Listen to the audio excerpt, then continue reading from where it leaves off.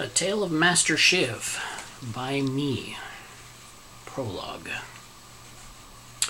The campfire flickered as the Kobodan boy watched across it at his master sharpening his favorite knife. The amazing Edison, knife-thrower extraordinaire, was also the smith for the troupe, and invariably any of the players, musicians, or acrobats that needed a knife or some other tool sharpened or replaced came to Edison. If it was a job he wanted to do, mostly sharpen or forge knives, Edison would take on the job himself.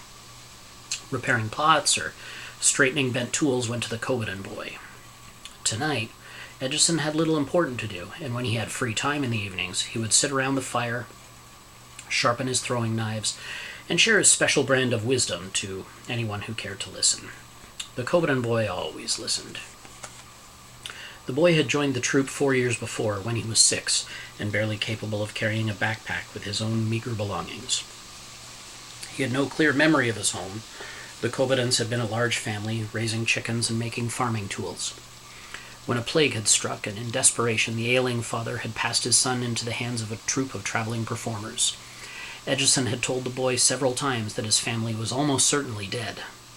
He had seen the older Kobodan covered in boils and barely able to walk, and if the boy had not been so obviously untouched by the plague, Edison would not have had pity, but run past and not looked back.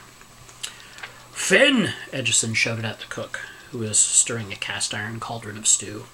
Finn, as usual, ignored Edison, just like everyone except the boy.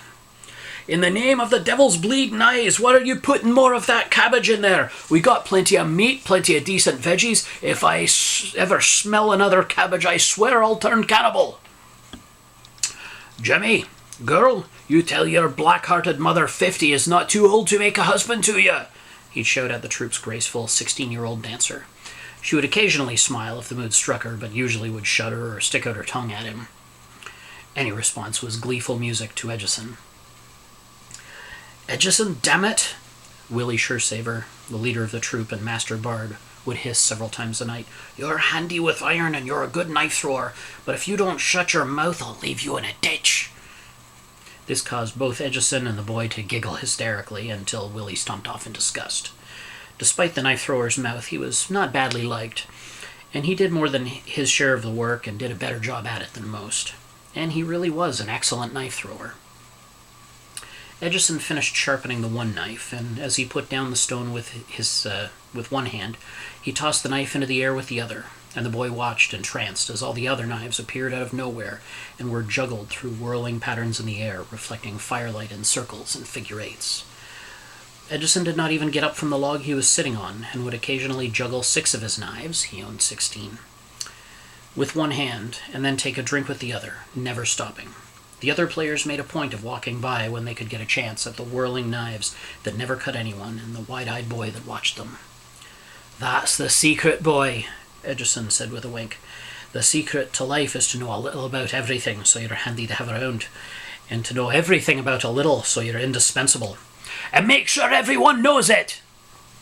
He shouted the last bit and then snatched the knives out of the air with a single pass of his hand. "Well, I'm old and tired. I'm off to bed." Edison always went to bed an hour before everyone else. The boy didn't know why, but everyone else did. They watched the boy sneak off into the bundles beside Edison's tent to steal the field anvil, little more than a many-pronged pole he could jam into the ground, and a hammer and a few scraps of the cheapest metal no one would miss. Until everyone else went to bed, the sound of a hammer battering scraps of cold tin or brass out somewhere in the dark would ring out, and then once the others started to retire, the boy would practice throwing or juggling the crude knives he'd made for himself. This night was the same as any other in that way, the various players casting a furtive glance at the boy's hiding spot, so they all knew he was safe, and the boy up late into the night. The troupe would take turns as a watchman throughout the night, but other than the watchman, there were always 2 awake after all the others. The boy throwing blunt daggers at a tree stump, and the amazing Edison sitting cross-legged in his tent, peeking out between the flaps at his adopted son and smiling proudly to himself. As usual, the boy woke up a little uncomfortable. He had fallen asleep sitting against the field anvil. His weight eventually pushed it over, and now one of the metal prongs was pushing uncomfortably into his ribs. He saw the sunlight peek through his eyelids and sprang up immediately, thinking to rush the anvil back to its spot near Edison's tent before he woke up. There was no tent. All of the tents, the 4 wagons, the horses, none of them were visible through the long grass. With horror, the boy dropped the tools and ran for the camp, looking frantically for any sign of his troop. There was a sign. 16 corpses lay in the beaten-down grass, all of them. The whole troop, including his adopted father. Each one looked as if it had been dumped like excess luggage from its tent. Each had the throat slashed wide open, and then the rest of the body slashed to bloody ribbons. All of the troop's equipment, tools, tents, and even some of their clothes had been stolen. Jutting from the bloody gashes in each mangled corpse were the bone handles of the throwing knives of the amazing Edgison.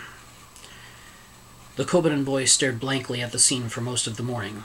He cried until his tears ran dry, waited until he could cry again, and then he did. That night, his crude, cold-forged knives dug 16 shallow holes in the ground, and into each he dumped a body of a friend and pushed the dirt back over with his hands. Last of all, he buried Edgison, though he barely recognized what had become of him.